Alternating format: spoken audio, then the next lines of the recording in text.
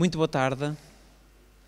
Antes de mais, muito obrigado por estarem aqui em mais uma sessão desta terceira edição do ciclo de conversas 60 Minutos de Ciência. Este mês decidimos dedicar o tema a um assunto extremamente atual e, no entanto, que continua a ser preciso insistir e quase a improvar que ele é real e que, de facto, tem implicações. Todos nós conhecemos, já ouvimos falar em alterações climáticas, todos nós sabemos que o nosso papel no seu agravamento é direto e claro, no entanto, continua a ser algo que nos tem passado um bocadinho ao lado. Para nos falar sobre esta grande temática com uma questão muito pertinente, que eu passo a citar, as alterações climáticas vão ser importantes a partir de quando? Nós temos connosco o professor Ricardo Trigo, é um professor associado aqui da Faculdade de Ciências da Universidade de Lisboa e é o coordenador do grupo de Climatologia e Alterações Climáticas do Instituto Dom Luís, do IDL, e trabalha precisamente a análise das alterações climáticas no sul da Europa. E, claro, também a caracterização daquilo a que nós chamamos dos fenómenos extremos climáticos, como é o caso das secas, que nós temos vindo a atravessar até há muito pouco tempo, as inundações, as ondas de calor, tudo aquilo que nós sentimos e que, se calhar, aqui neste público, as pessoas associam às alterações climáticas, mas a grande parte da sociedade ainda não associa uma coisa à outra e o seu impacto. Por essa razão, temos aqui então um especialista na área, e vou passar o microfone e muito bem-vindo.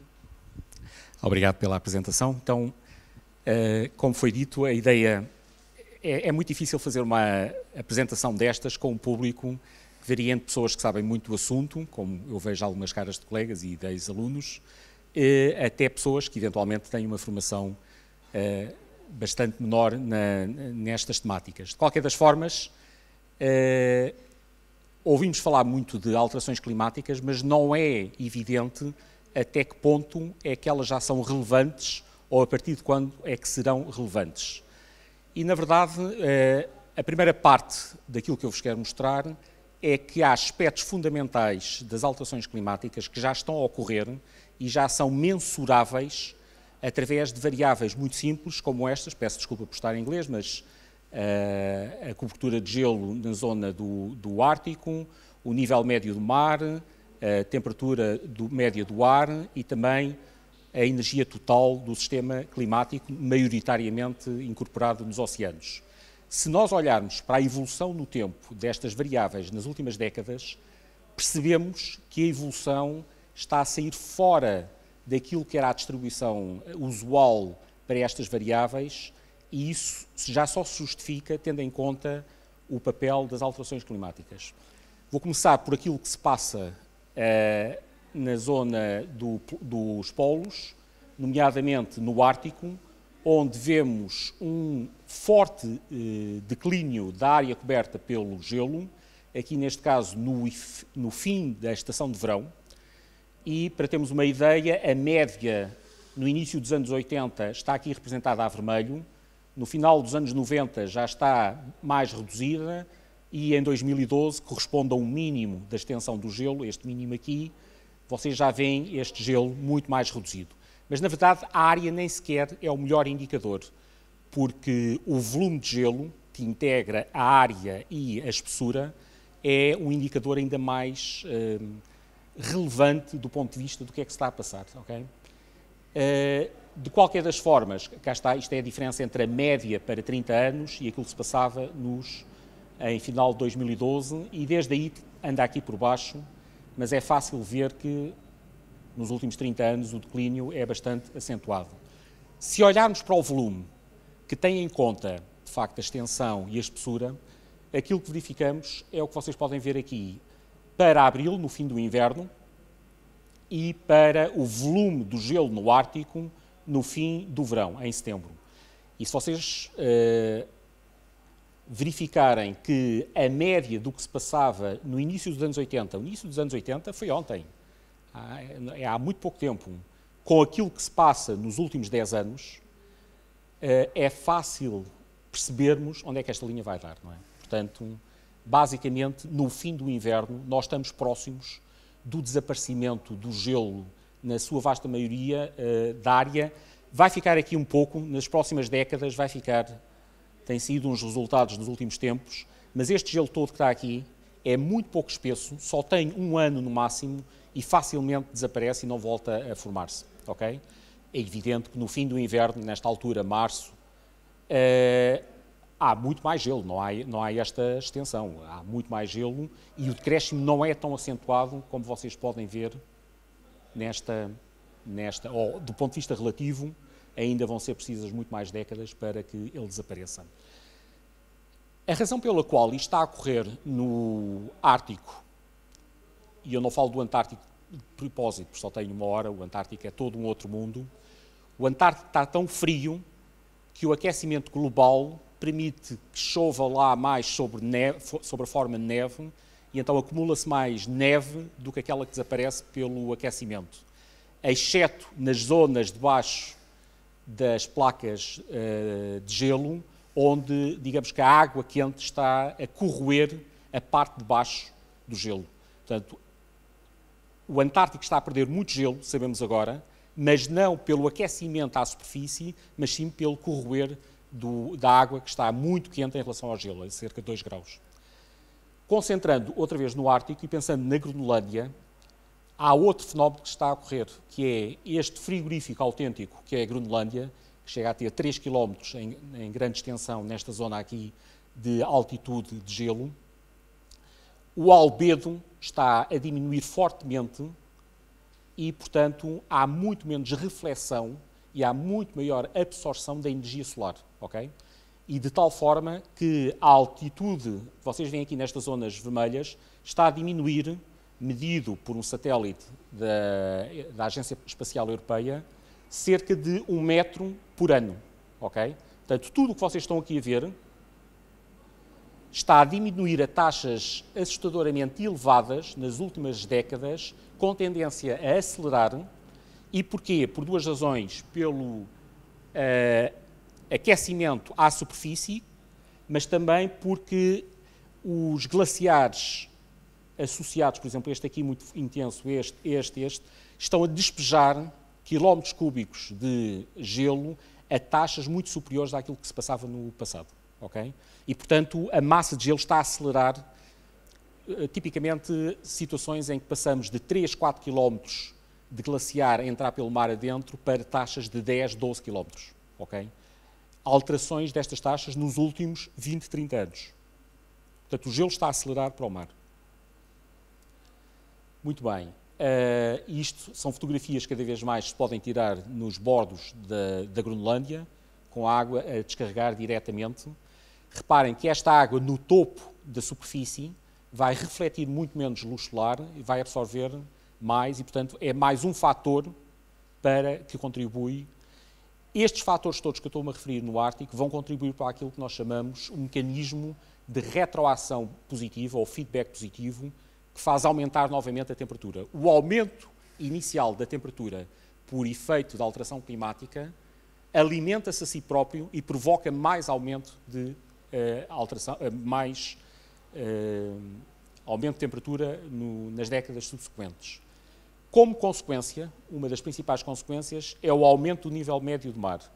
Se nós olharmos para os últimos 30 anos, os satélites mostram-nos uma progressão bastante elevada, de cerca de 3 milímetros por ano, e se nós formos às décadas anteriores, vemos que há aqui uma aceleração, há uma diferença substancial. Estes dados aqui são obtidos sem ser por satélite, e há um acelerar do processo e pensa-se que nas próximas décadas, eventualmente, ainda suba mais.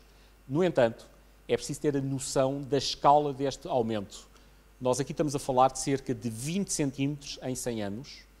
Quando nós pensamos à escala dos últimos milénios, para termos uma ideia, há cerca de 20 mil anos, no fim da última idade glaciar, o nível médio do mar estava cerca de 120 metros abaixo do que está agora. E toda esta subida daqui, para o período interglaciar, com temperaturas mais elevadas, no qual a humanidade se expandiu, foi um processo natural e não foi, digamos que, provocado essencialmente por a ação antropogénica. Muito bem. Como é que tem subido a temperatura nas últimas décadas? Tem subido a estas taxas que vocês estão aqui a ver por... isto é o valor integrado. Às vezes aparece por década, neste caso é o valor integrado. Portanto, nestes 110, 112 anos, praticamente toda a Terra apresenta um aquecimento superior nos continentes. Reparem, estes valores mais elevados nos continentes relativamente aos oceanos. Passa-se uma coisa interessante. Todo aquele gelo que está a derreter da Groenlândia e aquele gelo que está a desaparecer da parte flutuante no Ártico contribui para esta zona aqui, onde a temperatura, em vez de subir, está a descer. Se olharem para o globo todo, a única zona onde temos um arrefecimento significativo no último século é precisamente ao sul da Groenlândia. Tem várias razões, mas uma delas é o incremento desta água fresca que sobrevém do desaparecimento do gelo na Groenlândia. Também tem a ver com a alteração da corrente do Golfo, que é uma corrente que leva água quente daqui cá para cima e que está a diminuir a sua intensidade. Como é que isto implica a variação da temperatura nos últimos 140 anos?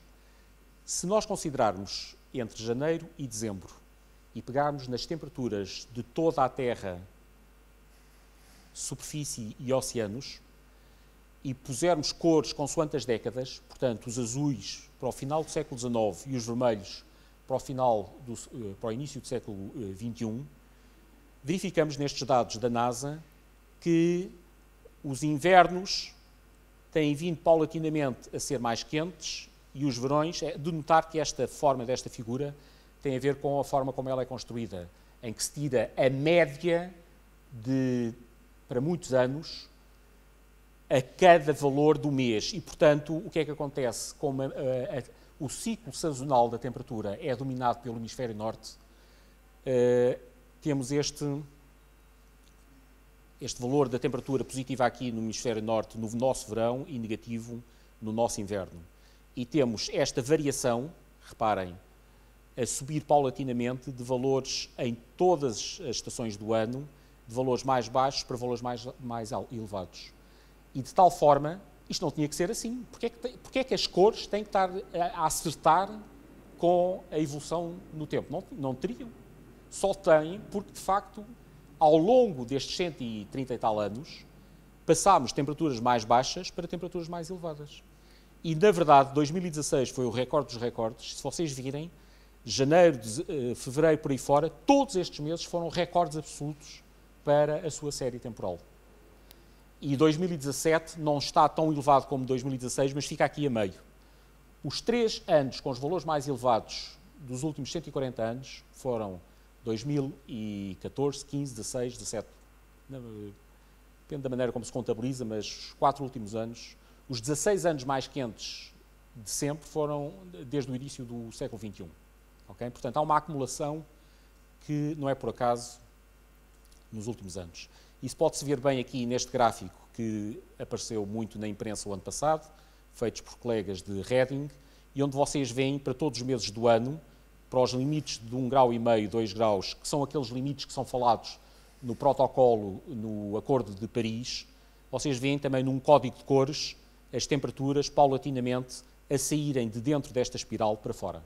E, portanto, o que está a acontecer é que, à medida que os anos passam, todos os meses verificam temperaturas cada vez mais elevadas, de uma forma que nas últimas décadas é quase monotónica, saindo, e nos últimos 3, 4 anos começamos a aproximar perigosamente do valor limite, que é cerca de 1,5 grau ou 2 graus, depende da maneira como... Portanto, começamos a responder àquela questão inicial de que sim, as alterações climáticas já se notam. Mas é também necessário ter em conta que as alterações climáticas podem ser particularmente importantes do ponto de vista dos extremos. Mais importante do que estes valores médios que eu mostrei anteriormente é perceber o que é que se passa com os extremos.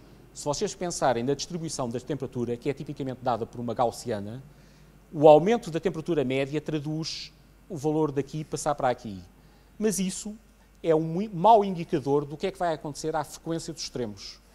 E aquilo que era antes uma baixa frequência para eventos muito quentes e uma baixa frequência para eventos muito frios, num clima novo, passa aqui, por exemplo, de 3, 4, 5% a ser um acontecimento que acontece 20% das vezes. Okay? E, portanto, uma onda de calor com muito maior probabilidade.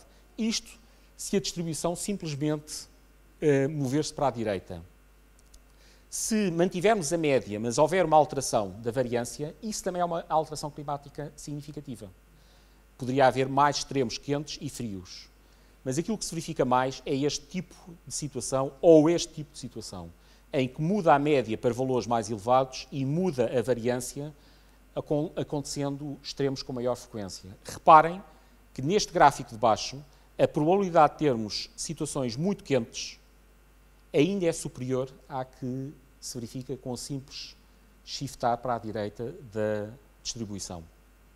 E, na verdade, quando pegamos nos dados observados, mais uma vez com dados da NASA, aquilo que se pode ver para o hemisfério norte no verão e o inverno no hemisfério norte, utilizando um código de cores, uma vez mais, para esta cor estamos na década de 50 e para esta cor estamos já no início do século XXI, e estamos aqui a utilizar todos os dados sobre continentes do hemisfério norte no verão e no inverno. E o que é que vocês veem? Que as anomalias desses dados, que estavam centradas naturalmente em torno do zero, portanto, tirando a média, vão mudando para a direita. No caso do verão, mais de acordo com esta distribuição teórica, no caso do inverno, mais de acordo com esta. Okay? Portanto, nos últimos 60, 70 anos, as temperaturas que nós observamos já estão a sofrer estas alterações. A probabilidade de vocês terem aqui uma anomalia de 2 graus é muito superior, estão a ver, nos últimos anos, é dada por esta área toda, quando em 61, 71 era dada aqui por esta área muito pequena. Portanto, temos muito maior probabilidade de ter ondas de calor nesta altura, no verão, do que há 50, 60 anos. Porquê aquele aumento espetacular da temperatura na região do Ártico? Vocês veem aqui, agora a cores é alteração em graus Celsius por década. O que está a vermelho significa cada década 1 grau a mais. O que está aqui nesta cor, 0,3 graus por década. Portanto, quando temos dados para 35 anos, isto significa, e aqui estou a mostrar inverno, primavera, verão, outono, aqui está o Equador e aqui está o Polo Norte. E o que é que nós verificamos? Todas as cores são de aquecimento, mas em particular, junto ao polo e junto à superfície, o aquecimento é muito superior àquele que se verifica nas latitudes médias ou nas latitudes baixas. Portanto, temos um aquecimento 3 vezes superior nesta zona, afetando tudo o que seja a Escandinávia, o norte da Sibéria, o Alasca, que estão a sofrer as alterações climáticas a taxas muitíssimo superiores ao que o resto do planeta está a verificar. Isso deve-se, como eu já tinha dito atrás, à importância destes feedbacks climáticos. O principal dos quais é precisamente o desaparecimento do gelo nesta zona do Polo Norte, de notar que durante o inverno é verdade que não há luz solar e, portanto, estar gelo ou não estar, do ponto de vista deste efeito de albedo, é irrelevante, mas durante o verão, a insolação nesta zona pode ser superior à que temos em Portugal. Porquê? Apesar do ângulo do Sol ser mais baixo, tem Sol todo o dia. Quando somamos a insolação do dia todo, é um fator muito elevado. Estar lá gelo ou não estar significa ter uma reflexão fortíssima, caso a neve seja recente, uma reflexão forte, caso tenhamos já gelo, e uma reflexão fraquíssima, uma absorção quase total, se tivermos o oceano bastante negro. Portanto, aqui a tendência vai ser para aquecer muito mais rapidamente do que aqui. E é por isso que este gelo, no fim do verão, está a desaparecer em grande medida. Já sobre a Groenlândia, lembram-se daquelas taxas de declínio da altitude do gelo nesta zona?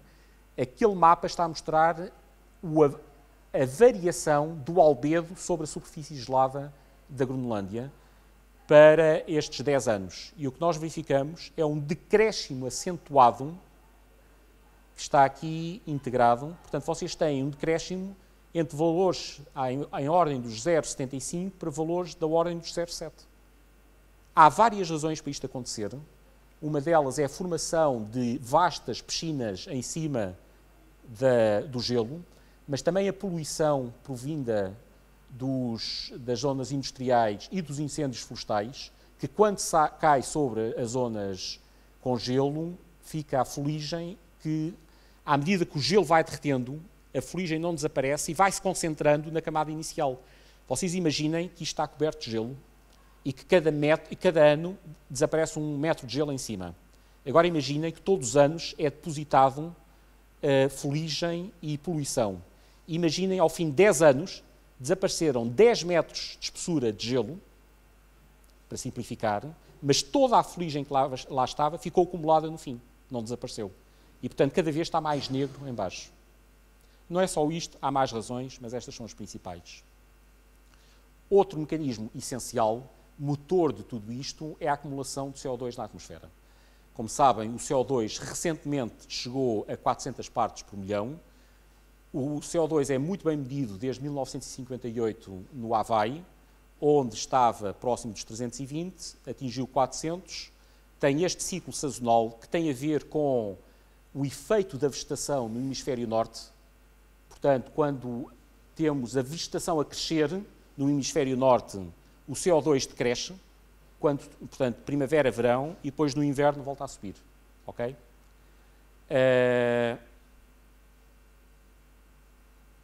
Dependendo do tempo, eu podia-vos mostrar aqui isto tem net aqui. Qual é a relação deste CO2 com o que se passou nos últimos quase 1 milhão de anos? Os 400 partes por milhão que estão aqui estão muitíssimo acima. Reparem, isto é a concentração de CO2 ao longo dos últimos 800 mil anos. Portanto, agora alargamos a escala temporal. Tudo o que são estes picos aqui correspondem a períodos em que a Terra no seu todo esteve mais quente do que nos períodos glaciares, como vocês veem aqui nestas zonas.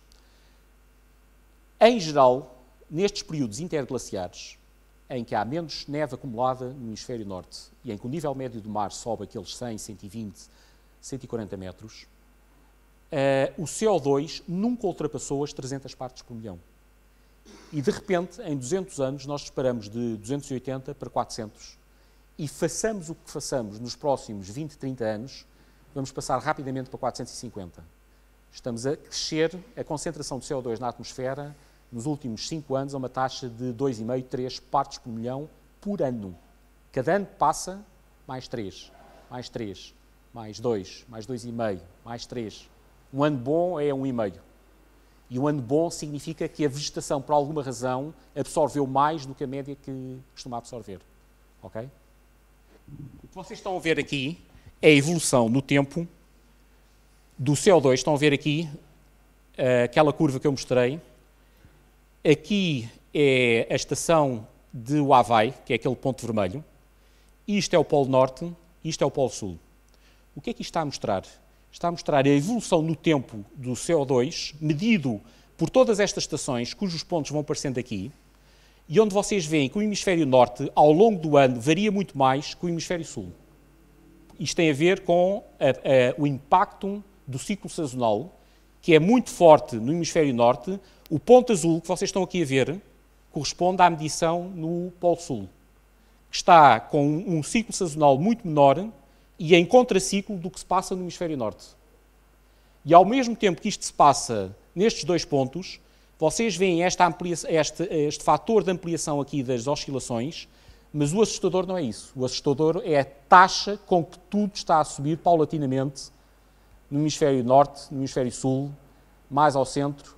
À medida que os anos passam, vamos agora aqui em 2010, isto está-se a aproximar de 380 e depois vai acabar, não chega aos 400. Mas vocês fazem a olhómetro e podem imaginar onde é que aquilo vai estar em 2020, 2030. Vamos continuar paulatinamente a crescer nestes valores, ok? Estamos a aproximar dos 400, estamos a aproximar aqui do presente, 2014, já não sei quando é que isto acaba, mas é irrelevante desse ponto de vista. Pronto, janeiro de 2014, 398. Agora vamos em 405, mais ou menos. Ok? E agora vamos puxar isto no tempo e vamos ver esta curva muito bem medida com precisão no Havaí, desde 1958, e agora vamos pôr isto em perspectiva a uma escala climática mais longa, medida com menos precisão a partir de isótopos tirados dos gelos da Groenlândia e do... Há de estar aqui, de onde é que foi tirado. Ok? E, portanto, agora vamos estender isto para os últimos 2000 anos. Estão a ver? Cá está, abaixo. E agora vamos, com muito menos precisão no tempo, prolongar isto para vários ciclos glaciares interglaciares. Ok? E aqui vamos nós, 10 mil anos, 20 mil anos, o último máximo glaciar, aqui, o último período todo, e agora aqui vai subir a 280 no último período interglaciar, ok? Há 120 mil anos. E isto vai se repetir por aqui fora, e portanto isto permite-nos pôr em evidência o quanto esta variação do CO2 é relevante a escalas muito mais longas, mas também permite-vos vocês ver naquele primeiro filmezinho como a variação no hemisfério norte é diferente do hemisfério sul, mas mais tarde ou mais cedo estão todos de acordo e atingem valores muito elevados. Okay? Ainda que momentaneamente possam não parecer. Agora vou ver se consigo voltar ao... Aqui a representação. Ok? Muito bem, então, prosseguindo, agora vamos ver como é que a comunidade científica tem lidado com isto. Há 30 anos, quando as alterações climáticas começaram a ser faladas, foi necessário criar um corpo multinacional, multidisciplinar, que tomasse conta deste assunto e tem sido um enorme sucesso do ponto de vista científico e até do ponto de vista, digamos, de assessoria aos políticos para tomarem decisões. O que vocês veem aqui são os 5 relatórios que foram feitos na sequência desse processo, ao qual se chamou Painel Intergovernamental para as Alterações Climáticas. O primeiro assessment, o primeiro report foi em 1990, depois em 95, em 2001, 2007, este até ganhou o Prémio Nobel, para termos a noção da importância, e depois, agora recentemente, há 3 anos, saiu o último relatório. E todos estes relatórios foram fundamentais para uma série de decisões, por exemplo, o protocolo de Kyoto, a decisão de Paris foi com base no 5º relatório. Estes relatórios são gigantes, são 3 volumes de 1000 a 1500 páginas, onde se resume toda a ciência feita e que é relevante no planeta. Portanto, todas as opiniões são válidas, mas tudo é aferido e tudo é conferido por uma série de especialistas. Okay? Portanto, estamos a falar de milhares e milhares de artigos e de livros que são lidos, tomados em conta, sumarizados, e depois ainda há um resumo técnico que tem que passar pelos políticos, porque os políticos têm que assinar que estão de acordo com aquilo. Okay? Portanto, só para dar um exemplo, o Presidente Trump diz que não quer seguir o protocolo, mas, na verdade, eles já se comprometeram, o governo anterior, e, portanto, em grande medida, até que haja uma revisão, ele não pode sair daquilo que foi o compromisso. Portanto, não é assim tão simples. Muito bem, o que é que estes relatórios sumarizam? Sumarizam a ciência que é feita, em muita parte, com observações como aquelas que eu vos mostrei agora, mas muitas das conclusões são tiradas com base em modelos que pretendem reproduzir o clima atual, o clima do passado, e pretendem aferir, em função de certos cenários de alterações climáticas que têm a ver com o modelo económico que nós vamos seguir, aquilo que vai acontecer nas próximas décadas. Na verdade, esses modelos têm imensas fraquezas e é preciso estar consciente dessas fraquezas. Eu vou só mostrar por alto isto. Estou-vos a fazer um resumo que demoraria 8 aulas numa cadeira de mestrado. Portanto, é muito difícil. No tal primeiro reporte, há 20 e tal anos, os modelos físico-matemáticos tinham uma resolução espacial de 500 km. Nos outros, passados uns anos, já só 250. Aqui aumentou para 180, 110 e, portanto, apesar de estarem a melhorar bastante, ainda são resoluções que não são perfeitas. Mas mais importante que isso, a física e a química incluídos e os processos eram extremamente simples. Quando eu fiz o doutoramento, foi quando se passou deste primeiro tipo para este segundo tipo, em que os oceanos passaram a ter maior relevância. E onde, além de termos em conta os gases de efeito de estufa, também se tinha em conta a outra componente da poluição, que são os aerossóis. Os aerossóis são extremamente importantes, têm um tempo de vida muito mais reduzido que os gases de efeito de estufa, que aguentam décadas e décadas na atmosfera. Muitas vezes, ao fim de poucas semanas, os aerossóis desaparecem, mas não eram sequer tidos em conta. Okay? Isto foi, na altura, a meio dos anos 90, foi o grande salto. Atualmente, já incorporam muito mais química, muito mais fatores. Eu tenho aqui uma descrição onde vocês podem ver, por exemplo, os aerossóis foram introduzidos a meio dos anos 90, o ciclo do carbono depois no início do século XXI, a dinâmica da vegetação. A vegetação não existia há 30 anos. Depois era sempre constante. Depois passou a ter um ciclo e só agora, mais recentemente, é que tanto a vegetação como a química começam a interatuar com a atmosfera e com os oceanos. Ou seja, a atmosfera altera, isso provoca alterações no gelo e na vegetação, que por sua vez têm que ser tidas em conta pela própria atmosfera. Só os modelos dos últimos 10 anos é que começam a integrar toda essa parafernália de processos químicos, físicos e biológicos. Portanto, há mais por onde melhorar, mas aquilo que se fez nos últimos 30 anos foi espetacular. E chamo-vos a atenção que em aspectos centrais, nomeadamente do incremento do CO2, da temperatura e do nível médio do mar, muitos dos resultados obtidos com estes modelos, que computacionalmente são milhões de vezes mais complicados do que estes, os resultados não são assim tão diferentes. Ok? Bem, eu tive a pensar 5 minutos se punha este slide ou não, depende muito mas este slide é central. Eu vou só tentar simplificar muito a ideia, começando aqui por baixo. Ok? Para não assustar. O que estamos aqui a ver é de que forma é que os vários poluentes que contribuem para as alterações climáticas, nomeadamente o CO2, o metano, os CFCs, contribuem de forma positiva ou negativa para o aumento do forçamento radiativo relativamente àquilo que é usual na atmosfera.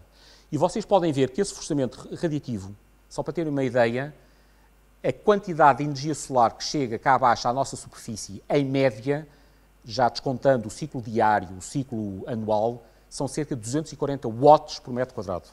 Okay? Cada metro quadrado recebe o equivalente a um aquecedor de 240 watts.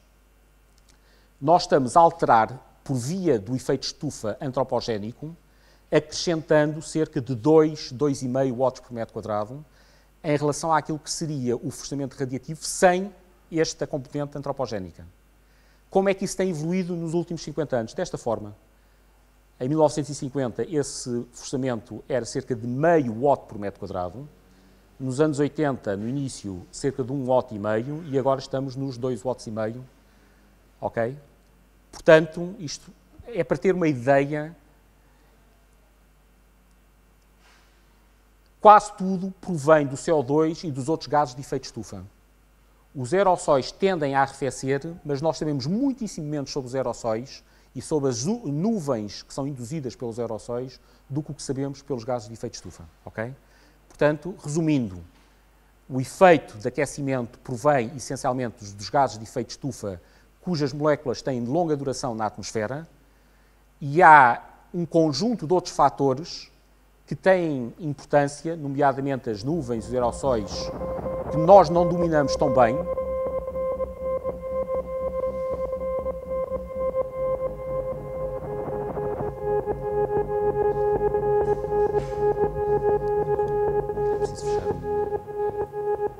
For 250 years now. Okay. Ficou... Tinha ficado a correr o vídeo lá atrás. Bem, então como é que nós mostramos, de uma forma relativamente simples, que estes modelos são capazes de reproduzir o clima? aquilo que eu vos vou mostrar aqui é só, com base no último relatório, a evolução da temperatura à superfície nos últimos 100 e tal anos, tendo em conta a rosa os fatores naturais. E o que é que são os fatores naturais? A variação da insolação e os vulcões, em particular, e a azul os modelos, desculpem, aqui a azul é os modelos com forçamento natural, portanto, vulcões e sol, e a rosa os modelos que incorporam os fatores naturais e os fatores antropogénicos, que aqui são essencialmente os gases de efeito estufa. Se vocês olharem para a linha a negro, que corresponde às observações, nós verificamos que a temperatura subiu depois manteve-se, depois subiu muito. E não conseguimos reproduzir esta evolução da temperatura com os modelos que só têm em conta os efeitos naturais. Só com aqueles que têm os efeitos naturais e antropogénicos é que conseguimos reproduzir a evolução da temperatura. Isto para a temperatura média à superfície, aqui para os oceanos e a temperatura média, e aqui ainda mais importante para o conteúdo em calor dos oceanos. Na verdade, a esmagadora maioria da energia a mais que o efeito de estufa antropogénico está a impor ao sistema climático está a ser armazenado nos oceanos e não na atmosfera. Desse ponto de vista, aquela variável com que os mídia se preocupam muito, que é a temperatura média global, não é a melhor variável para fazer a aferição das alterações climáticas. A melhor é claramente o conteúdo de energia dos oceanos. Só que nos últimos 50 anos, praticamente só nos últimos 10, 15, é que temos medições em toda a coluna d'água dos oceanos que nos permitem aferir com qualidade este aumento aqui. Este aumento a negro, ou estes vários, na verdade são várias observações, deviam ter ali uma gama de erro, e a gama de erro é muito elevada aqui, muitíssimo elevada, e é muito menor aqui. Okay? Portanto, nós sabemos que está a aumentar, mas sabemos só com precisão nas últimas 2 décadas. Okay? Agora, aqui eu queria-vos mostrar queria-vos provar um pouco aquela afirmação que disse há uns minutos atrás, de que nós estamos mais ou menos no enfiamento das previsões feitas há 10, 15, 20, 30 anos. As observações da concentração de CO2 estão aqui nesta curva. As previsões feitas naquele primeiro relatório do IPCC estão a amarelo, foram feitas em 1990, lembram-se, o primeiro relatório, e correspondem a esta gama de possibilidades. As feitas no segundo relatório estão a verde e a gama de possibilidades está aqui. As feitas no terceiro relatório estão aqui, e as várias possibilidades. E se nós puséssemos o quinto relatório, também andaria aqui. Portanto, o que é que nós verificamos? À medida que as décadas passam, a gama de possibilidades para o CO2, e depois vamos ver para a temperatura e para o nível médio do mar, e se tivéssemos mais uma hora, víamos para muito mais coisas, mantém-se dentro das previsões anteriores e, mais importante, a curva das observações, quando isto foi feito, este amarelo, as observações acabavam aqui, aí 2 anos antes. Quando isto foi feito, as observações acabavam 2 anos antes. E por aí fora. E o que é que nós vemos? Que as observações da concentração média de CO2 estão exatamente no meio das previsões feitas sucessivamente em diferentes relatórios. O mesmo tipo de raciocínio podemos aplicar aqui ao nível médio do mar. Estão a ver?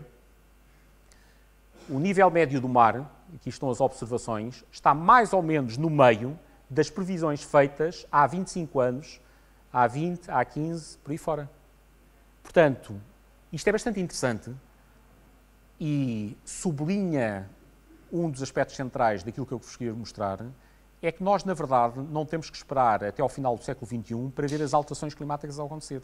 Assim como já vos mostrei que a temperatura média e os extremos estão a ocorrer com mais frequência, vocês podem ver perfeitamente que não só está a ocorrer com mais frequência, como estão dentro do valor mais ou menos médio do que foi previsto não só há 5, há 10, há 15, há 20, há 25 e há cerca de 30 anos.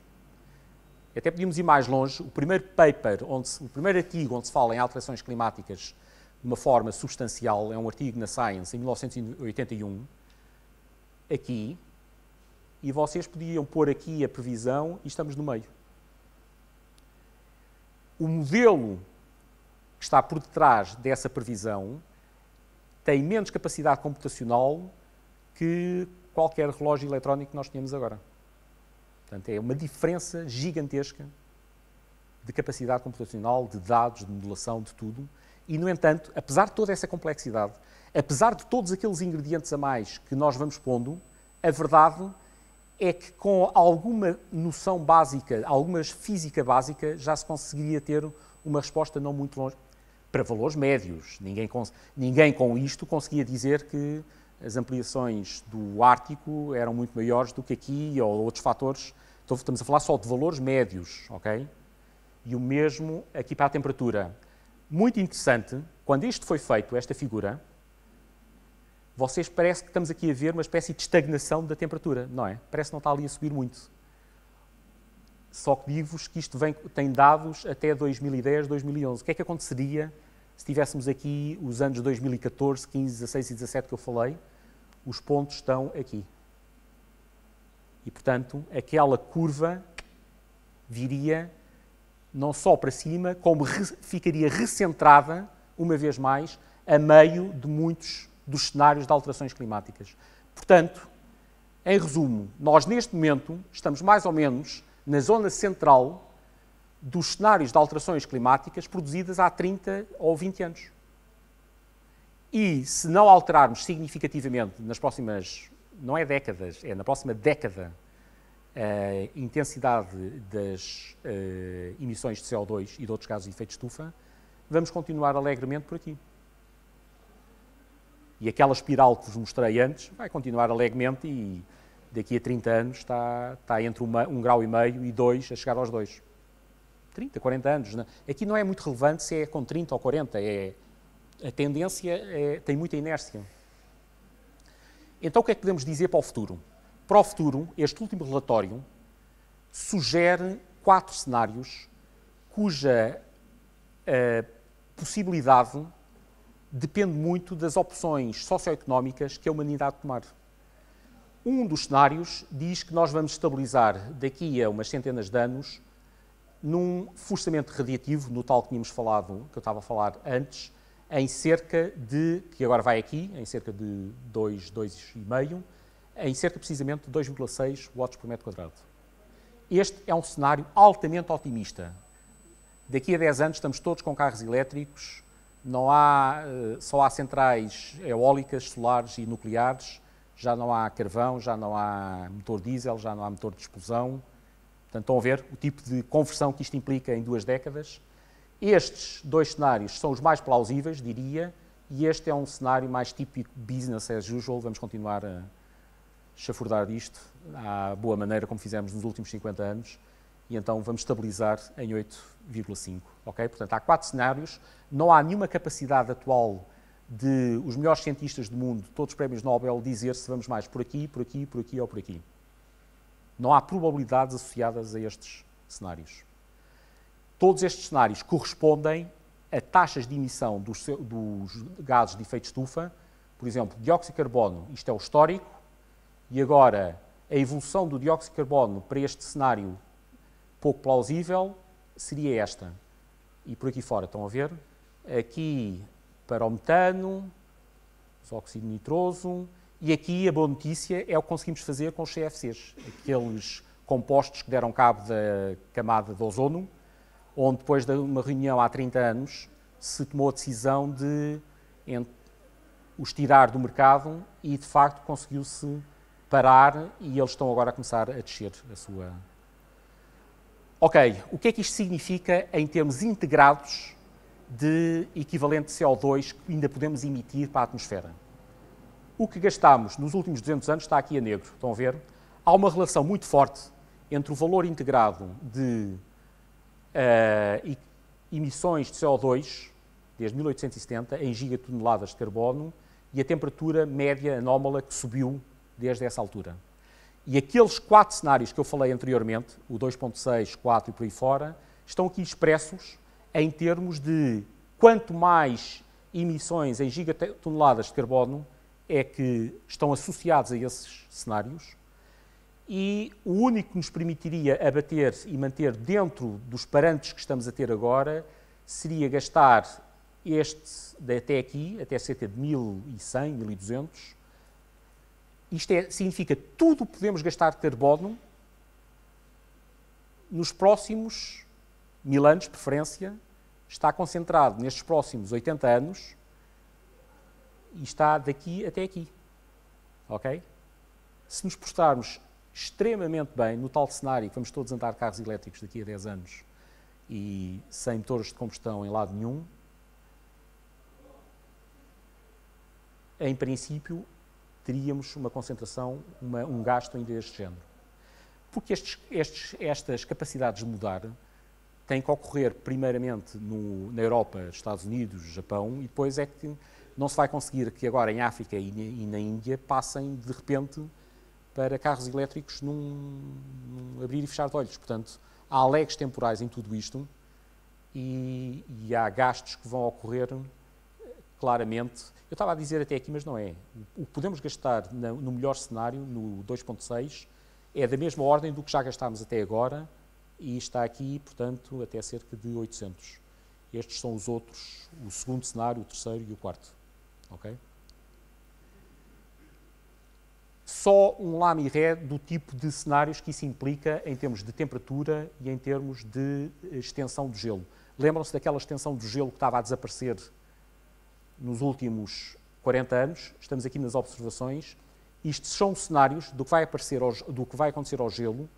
No cenário bom, se nos portarmos bem, consegue-se aguentar sem desaparecer. Em qualquer um dos outros, acaba por desaparecer.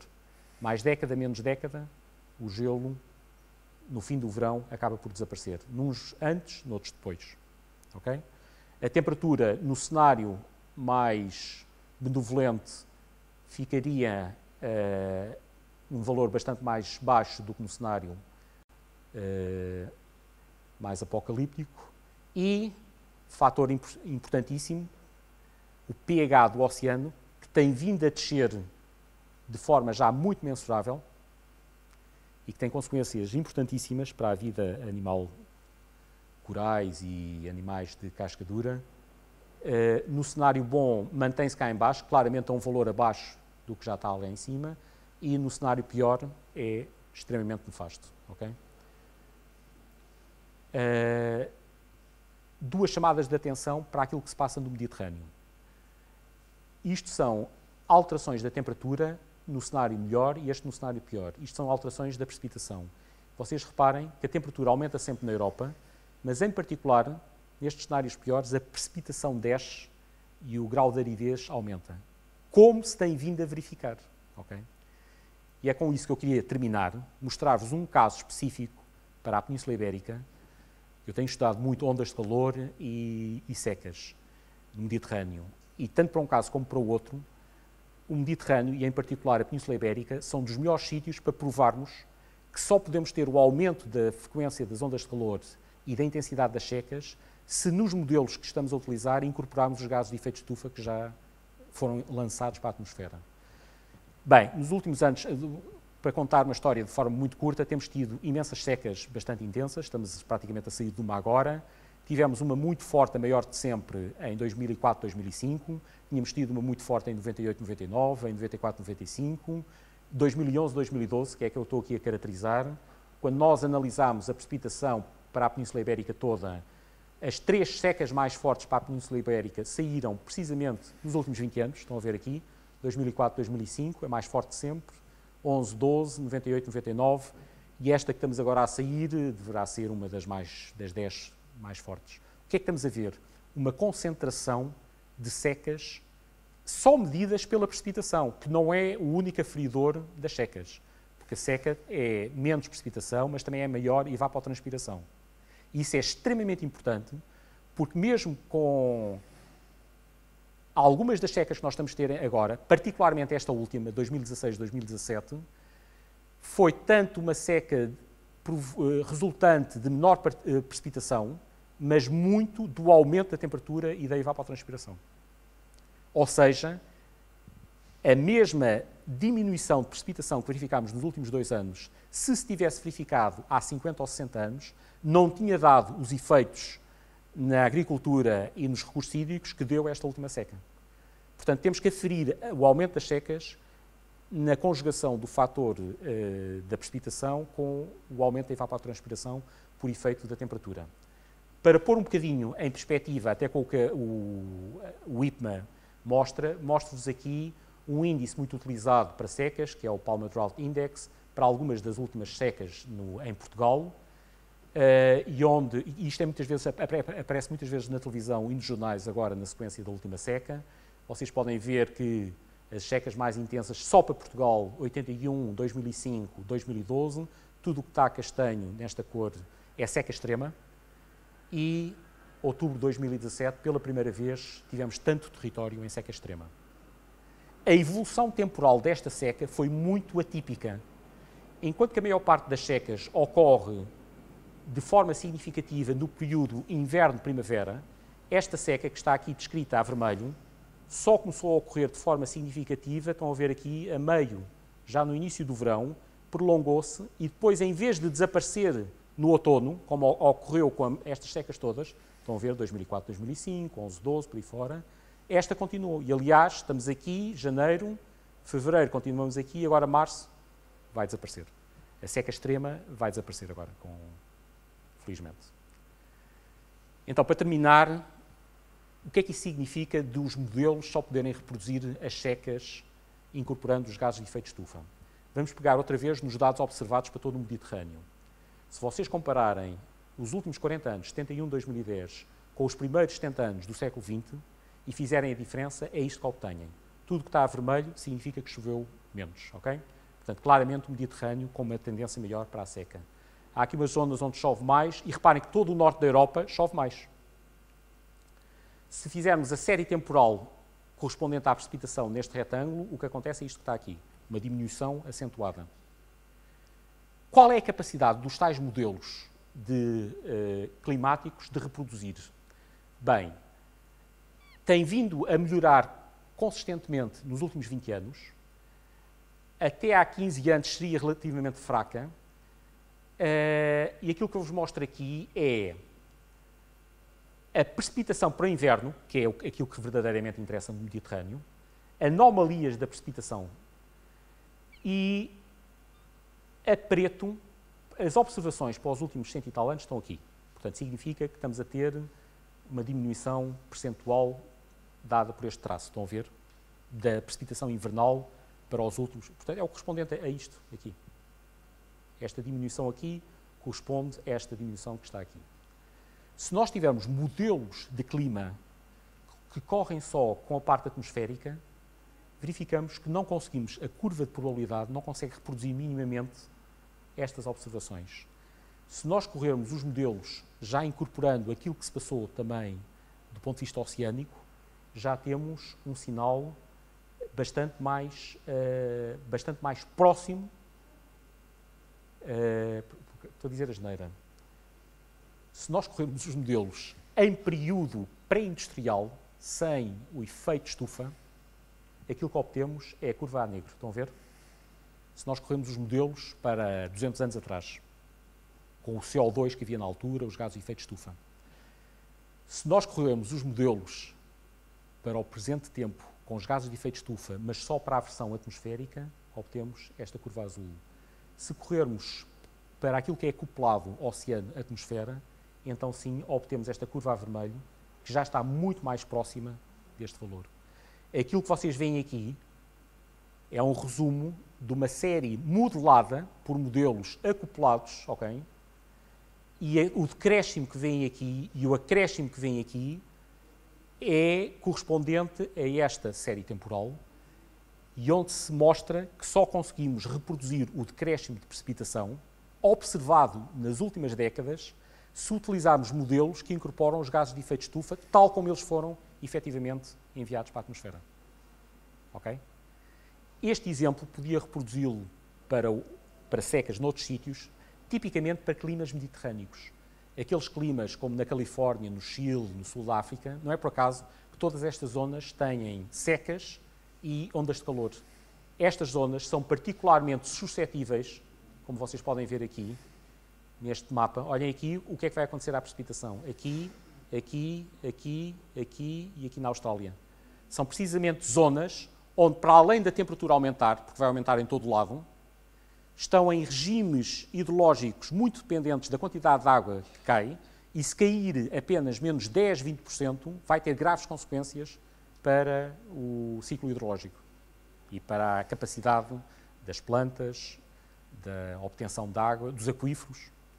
Não se esqueçam que na atual seca pode chover assim mais 2 semanas e os aquíferos continuam sem água nos próximos meses.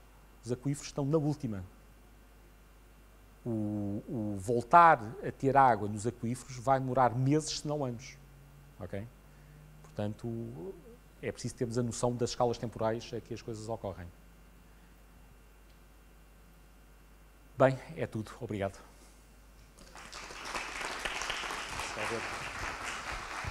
Muito obrigado. Obrigado, professor. Aproveitamos esta oportunidade para colocar algumas questões. Ninguém tem desculpa por ter falado tanto.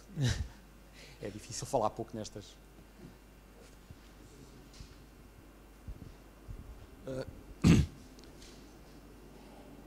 Uma questão relativamente aos modelos de forçamento da radiação. A barra de erro, naquele gráfico que disseste que não sabias se ias pôr, não pôr. No forçamento radiativo? Sim. A barra de erro vai aumentando de 50 para 2011. Boa. Porquê? Porque os aerossóis, a barra de erro, repara bem que o CO2 tem pouca barra de erro e este também. A barra de erro vem do efeito direto e indireto dos aerossóis. E esse efeito, na verdade, com o aumento da poluição na China, na Índia, tem vindo a aumentar. Este efeito é diretamente dos aerossóis. Repara que aqui, por exemplo, o black carbon, aquilo que eu dizia quando cai em cima do gelo, já tem um efeito positivo, coisa que antigamente não era considerada há 20 anos. O ajustamento das nuvens em função dos núcleos de condensação que os aerossóis permitem é um dos maiores fatores de imprevisibilidade. E, na verdade, à medida que há mais poluição e mais aerossóis, e há outra maneira de ver isto. Se nós limparmos a atmosfera, se de repente deixarmos de ter carros e deixarmos de ter aviões e barcos e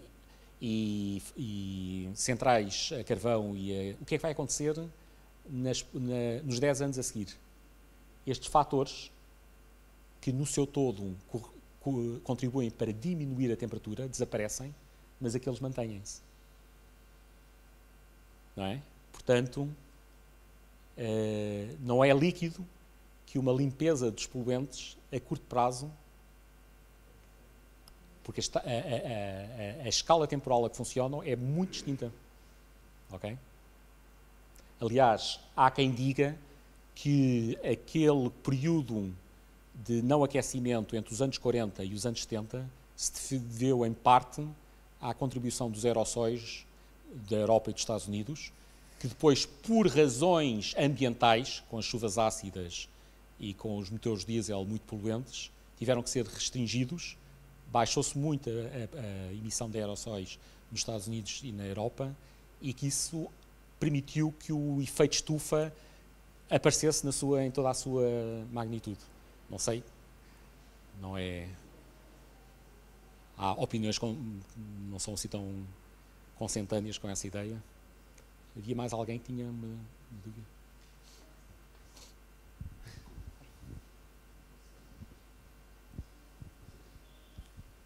Eu não sei se percebi bem, mas disse que para nós cumprirmos o RCP 2.6, nós ainda podemos queimar tudo aquilo que já queimamos, ou seja, uma quantidade igual de combustíveis fósseis aproximadamente à igual. que já queimamos? Sim. Ao longo dos próximos 100 anos. Vamos lá ver. Isso é importante perceber, porque... Portanto, o valor total está aqui. Significa que nós vamos baixar, mas ainda vamos ter... por exemplo, estão aqui partes por milhão do CO2, estamos aqui nos 400, mesmo nesse cenário, dada o peso enorme dos países em desenvolvimento, China, Índia, África, América do Sul, vamos subir até 450, 500 e só depois é que vamos descer paulatinamente. Ok? Portanto, ainda vai haver emissões, mesmo nesse mundo perfeito, ainda vai haver emissões que correspondem a queimar daqui até aqui. Note o espaçamento por década. Repare-se, o espaçamento é década a década. As primeiras décadas, no final do século XX, no final do século XIX, início do século XX, são muito mais próximas. Portanto, quando é que isto disparatou de vez? 70, 80, 90, 2000, 2010. Esta taxa vai se manter, mesmo no melhor dos mundos. Repare-se aqui, estão a ver, 2020, 30, 40, só aqui é que começa a diminuir consideravelmente. Portanto, neste mundo perfeito, entre aspas, mesmo assim, grande parte vai-se queimar até 2050 e depois fica muito pouco para o fim. Estamos a falar de tudo que se pode queimar. Ok? Mais alguma questão? Duas?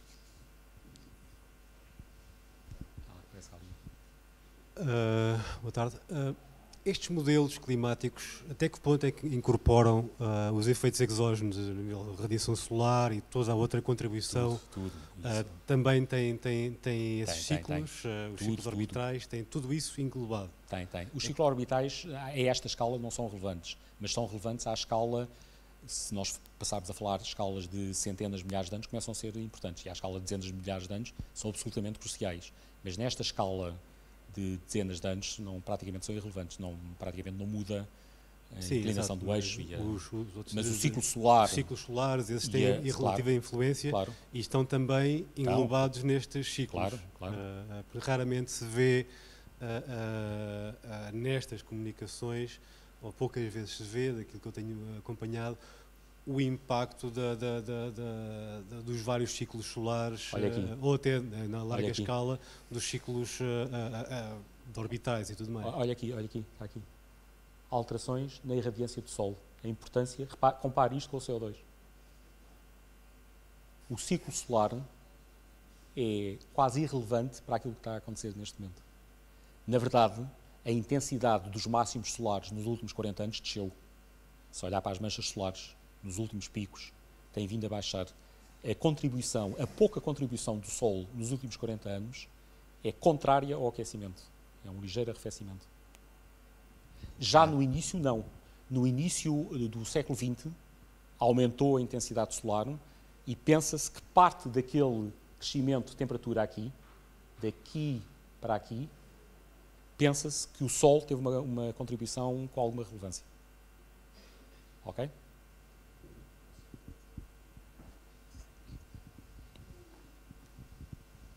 A minha pergunta tem a ver, talvez, com um daqueles cenários onde havia uma média que era misteriosa. Acontece o mesmo fenómeno.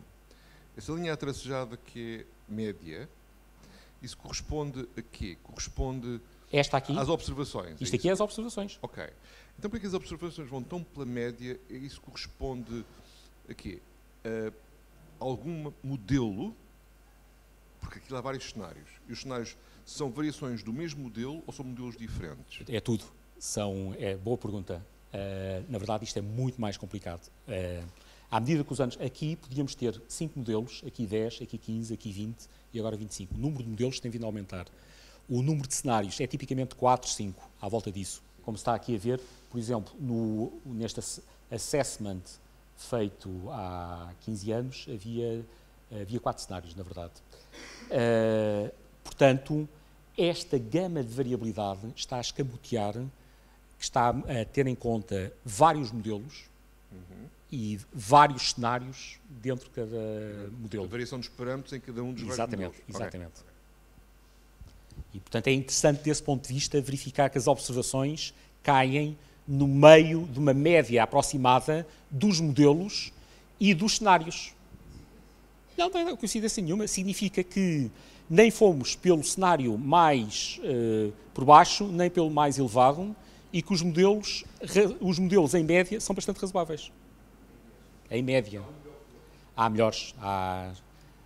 Ali o meu colega Emanuel poderá explicar melhor, mas há modelos, nós podemos avaliar os modelos um a um e perceber para as diferentes variáveis quais são os melhores, o que leva a que em alguns estudos, por exemplo, eu estou muito interessado em olhar para incêndios florestais na Península Ibérica, por exemplo.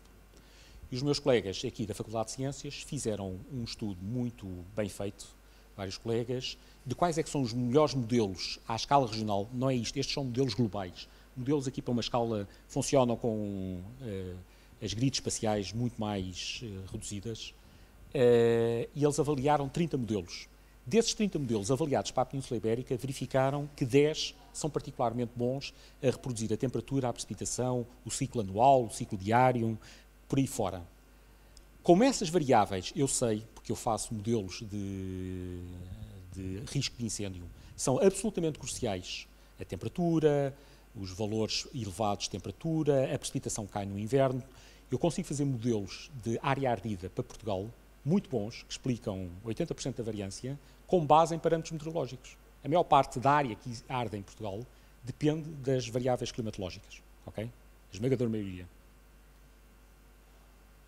Isso é bem conhecido, aparece em todos os relatórios, é assim. Portanto, isso é muito importante para percebermos que pôr 10 vezes mais dinheiro em aviões só vai diminuir um bocadinho a área, mas a forma como essa área arde de ano para ano depende, em grande medida, do clima de inverno, primavera e, em particular, do verão. E é fácil fazer modelos de regressão, qualquer aluno do terceiro ano faz, juntando meia dúzia de variáveis, fazendo umas análises razoáveis, e, portanto, eu, com base nessas variáveis, consigo perceber, reproduzir as áreas ardidas nos últimos 30 anos e ter um outlook do que vai acontecer para o futuro. Já o fizemos. Só com a componente das variáveis meteorológicas. É evidente que aquilo que vai arder nos próximos anos depende de muitas coisas que não é só a meteorologia. Em particular, depende da área que ardeu o ano passado e dos últimos 2 anos. Eu garanto que não vai arder nada daquilo que ardeu, e até há muitos... Os incêndios foram tão devastadores em 2017 que há muitas áreas in between que não vão arder porque simplesmente há falta de continuidade de combustível. Mas voltando aos modelos, se eu tenho 30 modelos e só 10 é que reproduzem bem as variáveis que me interessam para reproduzir as áreas ardidas, para que é que eu vou usar os 20 modelos que são maus na zona que me interessa? Não vou.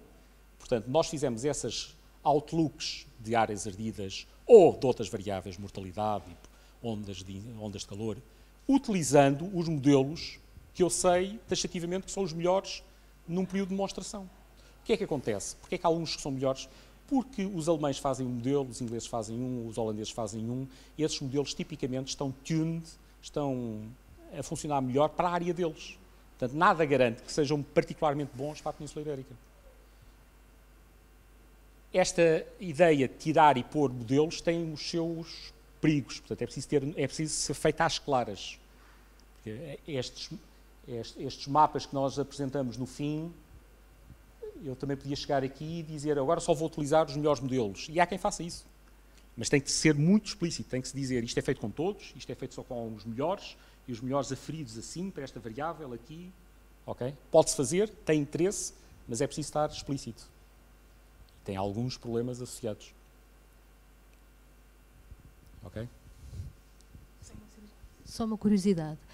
Quando aumentou muito a janela temporal com o dióxido de carbono, portanto, haviam ciclos, não é? E sabe-se o que é que acontecia ao gelo no Ártico nessa altura e às temperaturas e tudo isso também iam aumentando? Muito bem. O gelo, em particular, sabe-se muito bem porque há capacidade de reproduzir essas séries com grande qualidade. E nunca esteve nos níveis que está agora? Como? Nunca esteve nos níveis que está agora? O gelo ou o CO2? A quantidade de gelo. Boa questão. Por exemplo, no último período interglaciar, há 120 mil anos, em que a temperatura, aí é difícil ter a certeza, mas a temperatura poderia estar, os meus colegas de geologia podem ajudar, mas estaria 2, 3 graus em média, mas depende de onde. Quando nós dizemos 2 graus, vocês já viram que eu dizia 2 graus, o globo estar a 2 graus não tem nada a ver com o Ártico estar a 2 graus. Para o Ártico estar a mais 2 graus, Portugal se calhar era só mais 0,5. Para o globo estar a mais 2 graus, o Ártico se calhar era mais 5. Mas o que é que sabemos? Sabemos que há 120 mil anos o nível médio da água do mar era mais elevado, mas já há ali muita coisa, uns dizem 5 metros, noutros dizem 10 metros, varia. A temperatura era mais elevada e era elevada de uma quantidade que é compatível com o tipo de cenários para os quais nós nos estamos a atirar. Portanto, quando falamos aqui mais 1,5 graus, 2, 2,5, é o tipo de temperatura à escala global que corresponde a esse período interglaciário há 120 mil anos. E, portanto, é um ótimo análogo para termos uma ideia do que é que pode acontecer. O problema é que aquilo que acontece ao gelo, nomeadamente na Groenlândia e na Antártida, precisa de centenas, se não mesmo milhares de anos para assentar.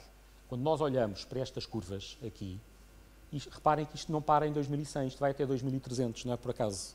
Aquilo que vai acontecer ao gelo na Groenlândia e na Antártida, temos que pensar nessas escalas temporais mais longas. E nessas escalas temporais mais longas, não há dúvida nenhuma que o gelo vai baixar.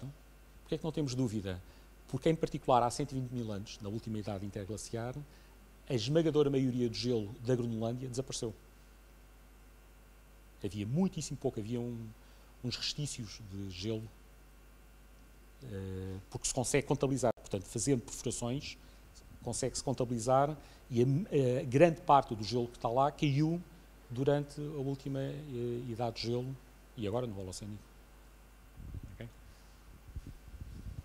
Ricardo, só uma pergunta rápida. Onde é que está o zero da escala da temperatura? Ou seja, teremos já subido 1 grau, 0,8, 1,2, 1,3, é que... Como tudo nestas coisas, depende tudo dos períodos de comparação. Tipicamente, fala-se, para efeitos de alteração dos gases de efeito de estufa e deste forçamento radiativo, costuma-se pôr o início em 1750, uma espécie de início do período industrial. Para efeitos de aferição de temperatura, com grande certeza, 1880. Na verdade, entre 1750 estávamos em clara e pequena idade de gelo, a temperatura subiu até 1880. E, portanto, é preciso ter algum cuidado com esses zeros. Na verdade, é melhor aferir a partir do momento para o qual temos um conjunto de medições capazes de providenciar a comparação. Mas a verdade é que nós, para Portugal, eu tenho séries de 1815 para 1830 e para Londres e França temos, e Escandinávia, e há sítios que começam há 300 anos. Portanto, há sítios onde podemos aferir isso com... E sabemos perfeitamente que entre 1600 e 1750, que incorpora aquele mínimo de Maunder da atividade solar e depois o mínimo de Dalton, em 1800, 820, a temperatura era claramente inferior. Também dependente, não só, isto para responder a quem estava preocupado com a...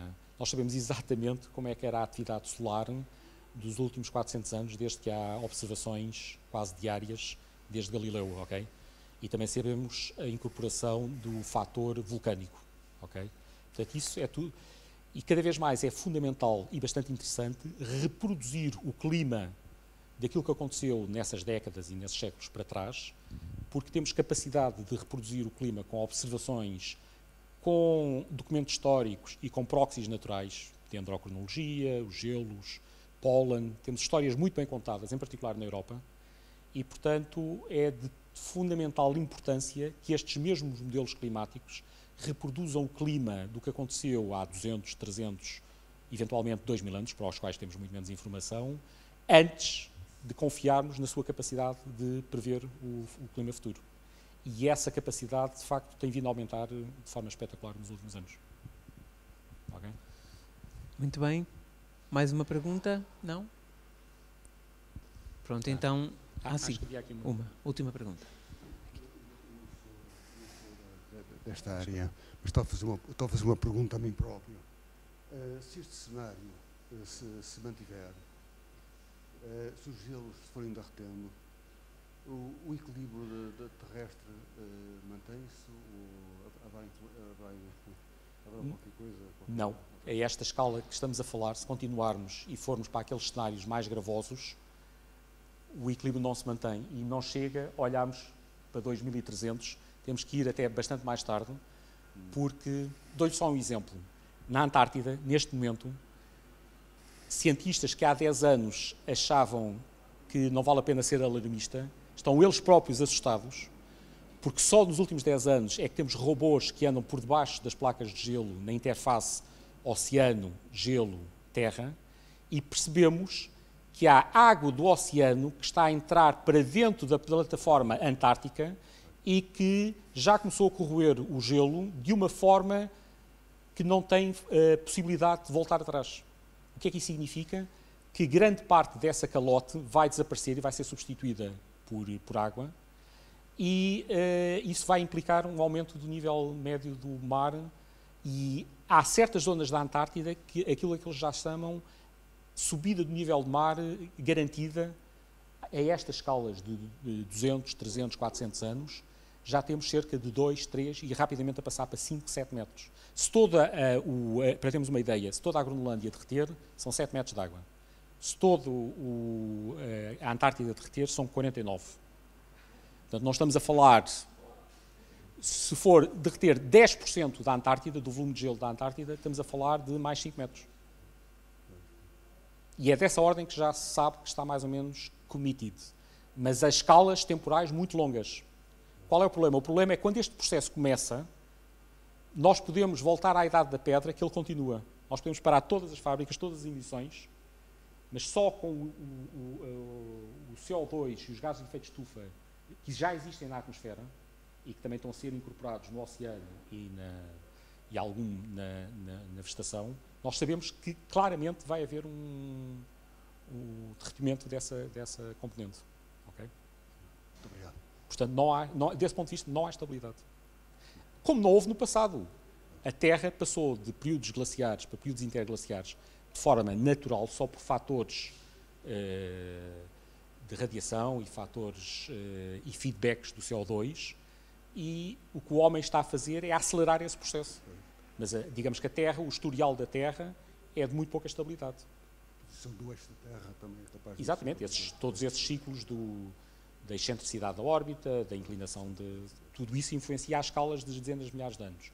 O que nós estamos a fazer é provocar alterações que têm implicações da mesma ordem de magnitude em termos de temperatura, 3, 4, 5 graus, que seria a diferença média entre a temperatura no pico da idade glaciar e da idade interglaciar.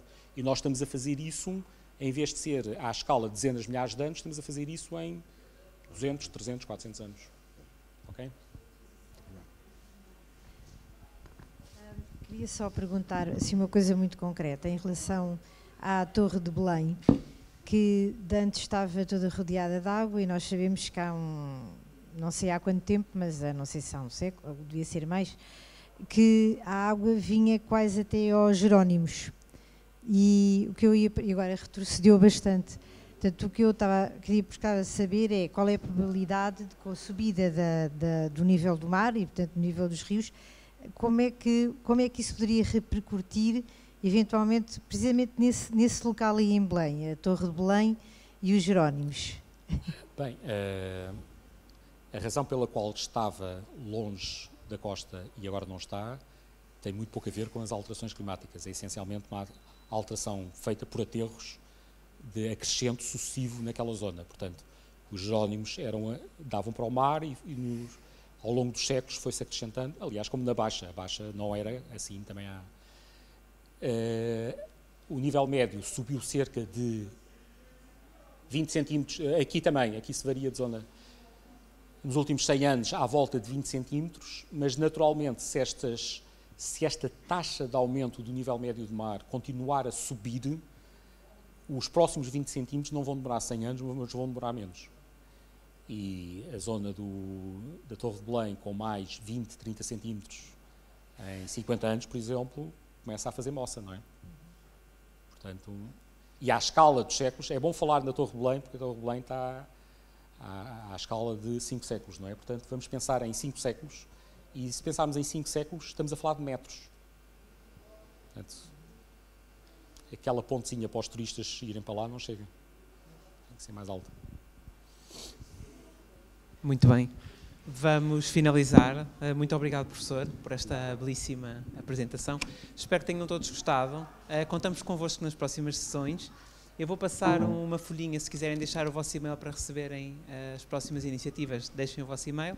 E muito obrigado e até à próxima.